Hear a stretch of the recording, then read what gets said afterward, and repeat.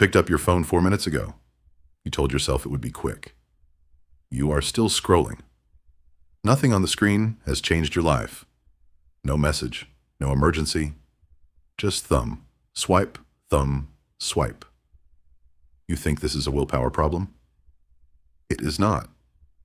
The real answer is far stranger. Your brain is doing exactly what it was built to do, in exactly the way it has done it for 200,000 years. It is just doing it in the wrong forest. Picture an early human walking through tall grass. She is not looking for anything specific. She is looking for everything. A berry bush might be around the next tree. A root might be under that rock. She does not know. That not knowing is the point. Her brain rewards her a little every time she checks a new patch of ground, whether or not she finds food there. Not because finding is guaranteed, because checking is worth it, on average, over a lifetime of checking. This is called foraging behavior, and it runs on a very specific kind of reward. Not a reward for success, a reward for the chance of success. In the 1990s, neuroscientist Wolfram Schultz recorded the brain activity of monkeys as they waited for juice rewards. He expected the dopamine spike to happen when the juice arrived. It did not. The spike happened earlier, at the moment of uncertainty, when the monkey did not yet know if the juice was coming. Dopamine, it turns out, is not a pleasure chemical. It is a prediction chemical. It fires hardest when the outcome is unknown. Read that again. Your brain does not light up for the reward. It lights up for the maybe.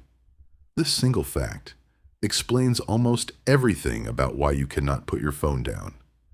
Every time you pull down on your feed, you are foraging. You do not know what is under the next patch of grass. A funny video, a message from someone you like. Nothing at all. The uncertainty is not a flaw in the system. The uncertainty is the system. Psychologist B.F. Skinner discovered something similar decades earlier, though he was working with pigeons, not primates. He built a box with a lever. Press it, sometimes food comes out. Press it, sometimes nothing happens. Skinner found that pigeons pressed the lever far more and far more compulsively when the reward was unpredictable than when it was guaranteed every time. He called this a variable ratio schedule. It is the single most addictive pattern of reinforcement known to behavioral science. It is also, not by accident, the exact mechanism behind a slot machine. And it is the exact mechanism behind your notifications feed. Every app you check, without meaning to, was built by people who studied Skinner's pigeons very carefully. Sociologist Natasha Schull spent over a decade studying the design of slot machines in Las Vegas. She found that the most profitable machines were not the ones with the biggest jackpots. They were the ones that kept players in what she called the machine zone, a hypnotic loop where checking the screen becomes the reward itself, separate from anything you actually find there. Sound familiar? Here is where the story gets stranger. Your ancestor foraging through the grass had a built-in stopping point. Her environment was finite. Eventually, she covered the whole valley. Eventually, she got tired or hungry, or the sun went down, and foraging simply ended because the world she was searching had an edge.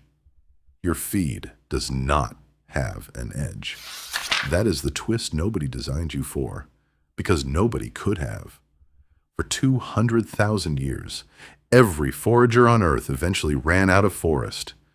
Now, for the first time in the history of your species, the forest refreshes itself infinitely every time you pull down with your thumb. Your dopamine system has no idea the rules have changed. It is still running ancient software, checking patch after patch, expecting the checking to eventually pay off enough to stop. It never gets the signal to stop because there is no bottom of the feed. There is no edge of the valley. You are not weak for scrolling for 45 minutes when you meant to check one message. You are a 200,000-year-old forager standing in a forest that generates new trees the instant you look away from the last one. This is not a story about phones being evil. Phones are just the current shape of a much older hunger. Before feeds, it was gossip columns and rolling news. Before that, gambling halls. Before that, simply walking a little further into the grass, just in case something better was over the next hill. The hunger for maybe is older than agriculture. It is older than language.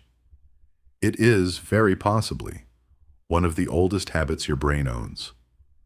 Knowing this will not stop your phone from buzzing, but it changes what the buzzing means.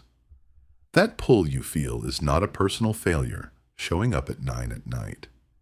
It is an ancient forager, still doing her job, still checking every patch of grass she can find in a valley that never, ever ends. So tonight, when you feel your thumb move toward the screen, without your permission, you might not stop it, but you will know exactly who is asking. It is not the app. It is not the algorithm.